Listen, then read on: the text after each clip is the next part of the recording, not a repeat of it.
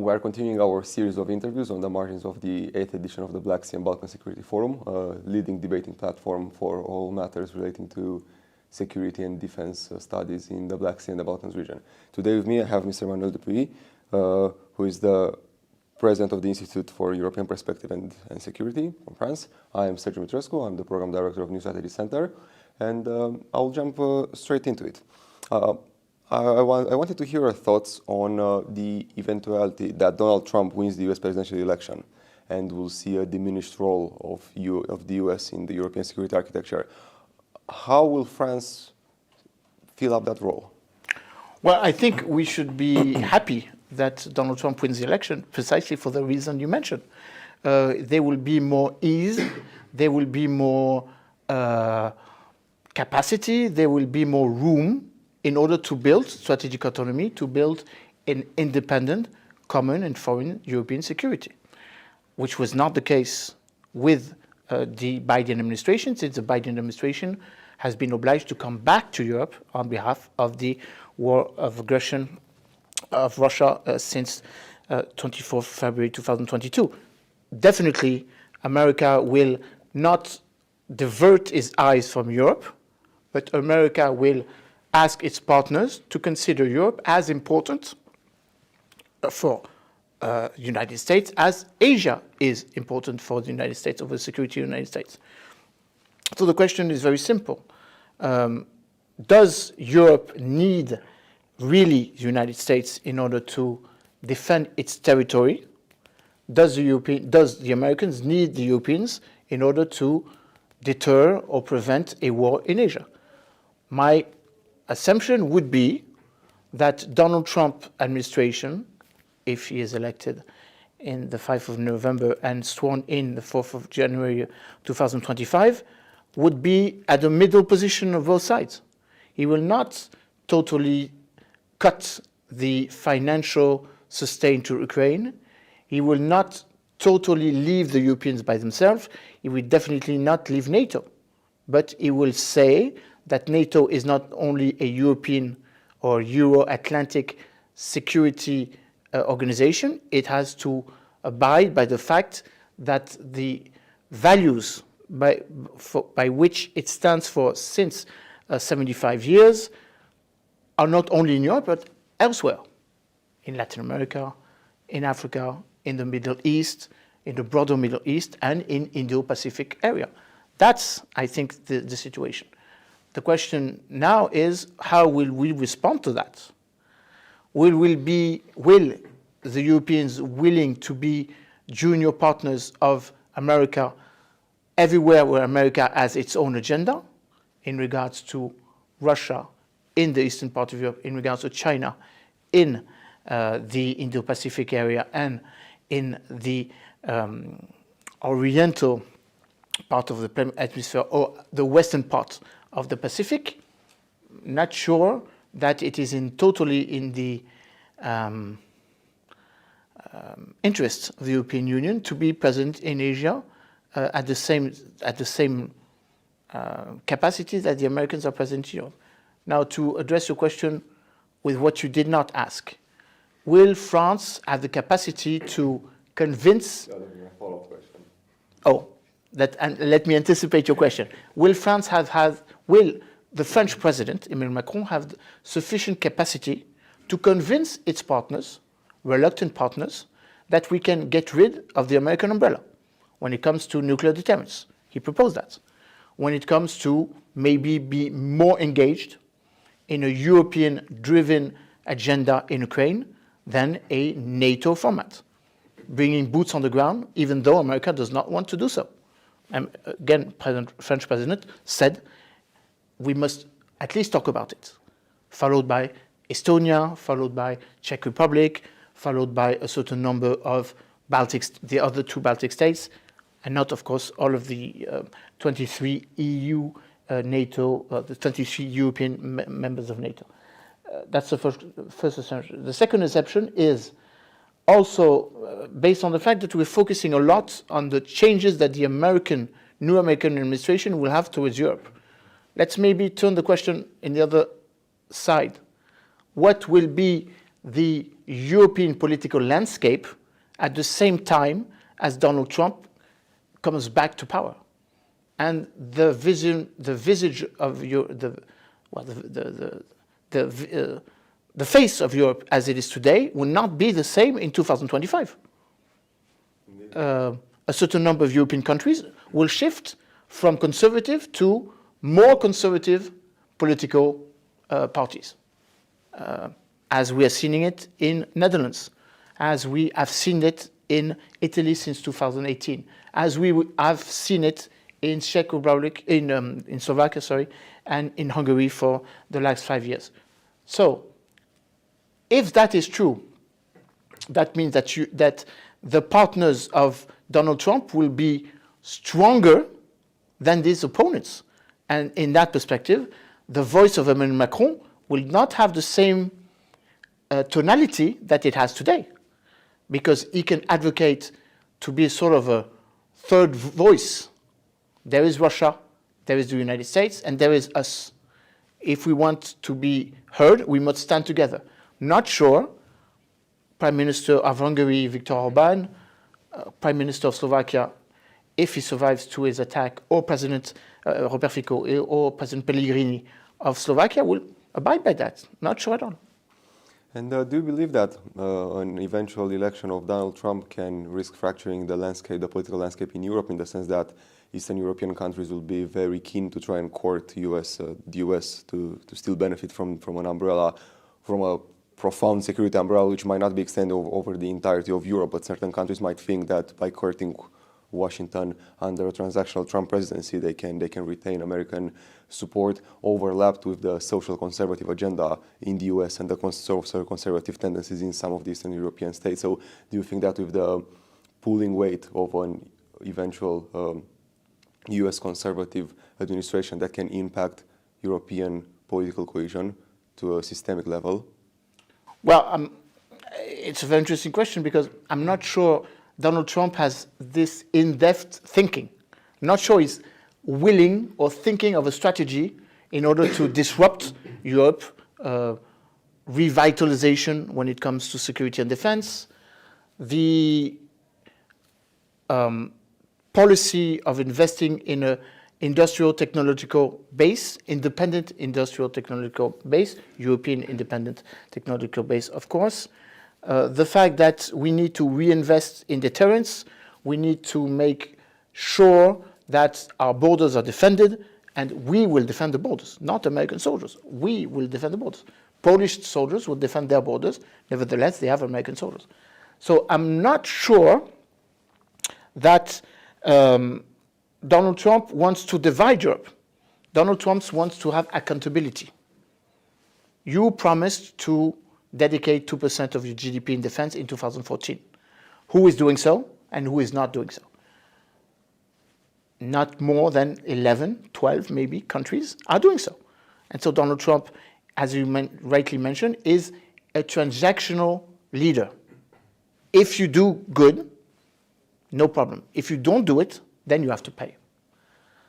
Now, if we want to revert the accusation, then we must go further than what Donald Trump wants. We must not invest 2, but 3%. We must invest in our defense and not in defense which can be a sort of pillar of American industries in Europe. 73% of the material that we are buying for European defense capacity are non-European, among which 60% are Americans. So we should say to Donald Trump, because Donald Trump may be sensible to the idea that we want to be independent, that we want to have a robust, perennial, and sovereign perception of the strategic identity of Europe, or you rightly mentioned the new European architecture of security and defense. If we say that to Donald Trump, then we must break the linkage, not he. We must say, okay, well, we were not going to buy you any more material. We are going to buy material from South Korea. We're going to buy materials from the European, of course, industrial capacity. We will buy materials from Israel, maybe even though if it's a quick question, since the 7th of October, we'll buy material from Morocco, from Turkey, etc. That's how we can strongly advocate for independence. Because as a populist leader, which Donald Trump is, as Recep Tayyip Erdogan in Turkey, in a way, Putin, hubris, they only understand power, balance of power. So balance of power is not a weak speaking to a strong. It's someone who wants to have the same strength as the partner with whom he's speaking. So when we are speaking about strategic autonomy, when we are speaking about your notion of Europe power, or sovereign, strong European leadership, it's not against Russia.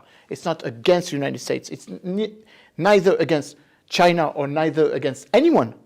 It's just to stand strongly in the middle of a theater of kinetic, hybrid, asymmetric warfare, which is now regaining Europe. We thought it was out of Europe, far from our borders. We are facing a symmetric threat in Africa, in Central Asia, in Syria.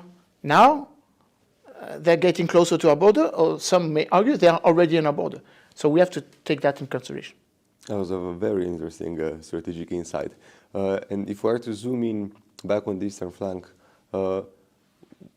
what is the meaning behind France's recent moves in Moldova with the security partnership, which was of course followed by one with the EU? What can you tell us about that?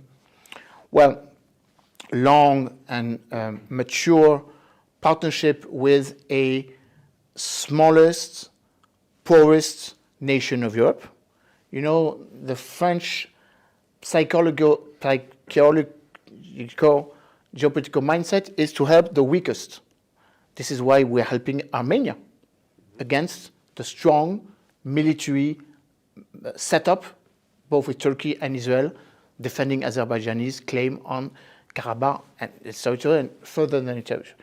And it's no wonder that France is sustaining Georgia, that France is sustaining Armenia, that France is sustaining Greece, that France is sustaining Moldova in face of stronger partner or stronger contenders.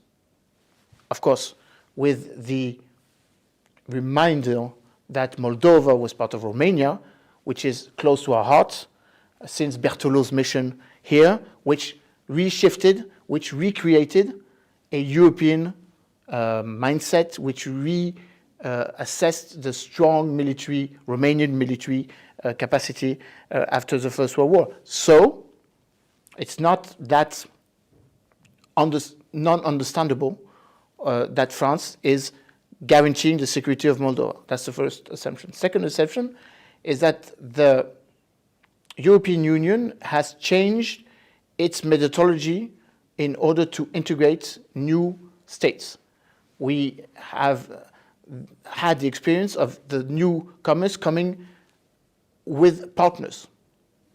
Example, Romania and Bulgaria in 2007. In the future, Serbia and Montenegro, Albania, and maybe North Macedonia. Same thing with Ukraine and Moldova. If one day Georgia overcomes the situation, and they will, overcomes the very harsh situation that you have in the streets of Tbilisi, Georgia and Armenia, moreover than Georgia and Azerbaijan. So, sustaining Ukraine is sustaining Moldova is sustaining Ukraine. That's the second reason. The third reason is that we have troops on the ground, near to the Moldovan border. Sincu is in the middle of the Carpats. We can cross the Carpats and go to Ukraine. We could also defend Moldova. So all of this explains the fact that we are guaranteeing the security of Moldova. I would add maybe a fourth dimension, very strong political friendship between President Maia Sandu and President Macron. They are both liberals. If Maia Sandu, if Moldova was in the European Union, most definitely she will be sustaining the political party of Emmanuel Macron, the coalition, the Renew Europe, as the liberals here, PNL, are doing so in Romania. So all of these four questions can explain the fact that we are guaranteeing the security of Moldova, But by the way, we are also guaranteeing the security of Romania. If we have 1,400 troops, 14 tanks in Cincu, if we have in Constanța base a anti-missile, we call the SOMBA, system anti-missile de portée moyenne terrestre, equivalent of Patriot, equivalent American Patriots or German IRIS-T, we are defending you and we're protecting your atmosphere. Oh, that was a very interesting incursion into French strategic thinking. Before we conclude, I wanted to ask you, well, if you could share with us some thoughts on this 8th edition of the Black Sea and Balkan Security. Well, it's always a pleasure to come back. It's always a pleasure to see family. It's always very challenging to tackle subjects which divert a bit from the stubborn vision that we have on Ukraine. And Ukraine is important. It's essential to the life and security of the Ukrainians at the first level. It's essential for the security of the NATO countries bordering Ukraine. You have the biggest border with Ukraine. That is important to have in mind. It's important to look at the impacts on both kinetical, hybrid, or multidimensional level or capacity. It's also very peaceful to each year find scholars, think tankers, economists, sociologists, military, who want to share part of their solutions. There's no such thing as a military response to the war in Ukraine. There's no such thing as only a diplomatic issue or diplomatic perspective to put an end to Ukraine. It's the interaction between the two. So having a track 1.5 policy, bridging together decision makers, policy makers, influencers. I'm a think tanker, so I think. I do not put in, I put in perspective, I put in anticipation, I dress scenarios, but I'm not going to implement them. I'm not a politician. I'm not an elected body. And to find those who are in capacity to build a policy with the idea that it can gain throughout dialogue, throughout interaction, throughout debates. Some debates are open, some debates are not open. I think it's very important to have some more than Chatham House, closed door meetings in which we can say things to our Ukrainian friends. We had a meeting this morning about the scenarios and the outcomes of the war in Ukraine. And we said a certain number of things to our Ukrainian friends who can understand it, but cannot advocate openly saying that things are maybe a bit worse than they are presented mediatically. So I find it very peaceful, very joyful to again be in a very friendly environment, to work, to address issues, both on geopolitical, geoeconomical perspective, and my old now friend George Scutaru very well understand that as a major European country, Romania has to look in all of the directions. There's a tense military kinetic situation at your eastern border, both land and sea, but Romania still is a Mediterranean country since Black Sea is linked to the Mediterranean country. It's a Danubian country.